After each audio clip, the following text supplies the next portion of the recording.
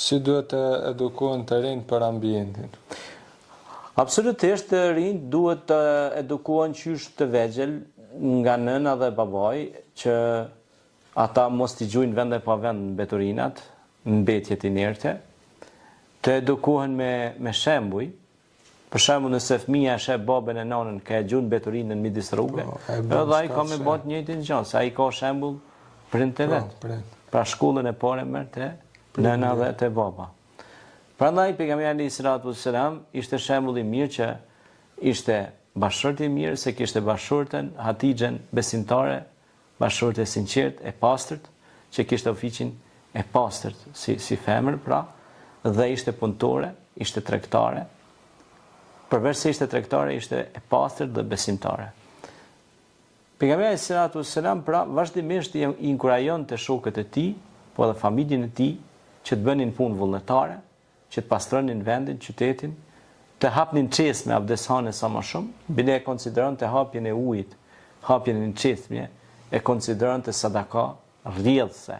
Pra sadakatul xharie, do thotë bamirësi rrjedhse, domethënë ti shkon në dynjë, edhe unë nëse se vapin e merr se ti e ke qenë një çesme këtu, domethënë, edhe ke bën shpërblimin, edhe sa herë që të shkon dikush me marr avdes, për shembull ne kemi çesme avdeshane në për xhamia, në për rrugë publike, kemi bën, po edhe xhamatet besimtarë që kanë kontribuar, Zoti i shpërbleft, kur kanë hap një çesme, pra i kemi po pastaj kalimtar të shku të marr avdes aty, në fshat ose në vende të larta, ose të pi ujë, i kemi po, dhe llogaritë tash edhe pas vdekjes ata më shku me marr fëmijëve, nipat, edhe llogaritë çfarë shpërblimi i madh me një veprim, me një gjest ose veprim shumë të vogël, pra shpërblimi mund të jetë jashtëzakonisht i madh.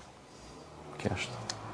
Faleminderit Hoxh, vazhdojmë me pyetjen e radhës. Ti para shumë edhe e përmende këto, po apet. Çfarë do të thotë largimi i pengesave nga rruga në Islam? Po pra, pikërisht ndërlidhet me pyetjen e mëhershme, që largimi i pengesave nga rruga shpëton jetë njerëzish, bëhet shkak pra që njerëzit me pas qarkullim më të lirë, lëvizje më të lirë, pa pengesa. Ne nuk duhet të pengojmë njerëzit, ne duhet t'ju ndihmojmë njerëzve që të përparojnë. Pengesat nuk janë vetëm gurt në rrugë, po pengesë mundet me qenë dhe një njeri ku punon në një institucion, duhet të punoj, se nëse nuk punon ai mund të bëhet pengesë për njerëzit të tjerë, po edhe për ambientin, që të stagnoj një punë aty. A kupton ajo? Po. Edhe nëse një punëtor nuk punon në një kompani ose institucion, gjithë institucioni çalon aty, domethënë nuk përparon. Nëse punojnë të gjithë aty, Zoti çon bereqet të madh. Pra nëse punojnë të gjithë, Allahu çon bereqet, edhe i shpërblen Zoti të gjithë ata që punojnë aty. Se Zoti, edhe pejgamberi sallallahu ka thënë dora punëtorit është dora e bereqetit.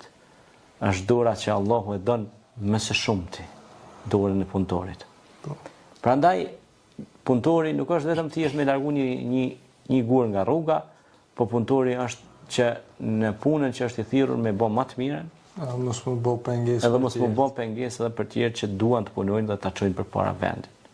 Shembull konkret, nëse shkojmë në një fabrikë, janë po supozojnë 100 punëtor, një punëtor shkon ja u bllokon rrugën aty në 99 punëtorëve. Po. Ç'a më bë?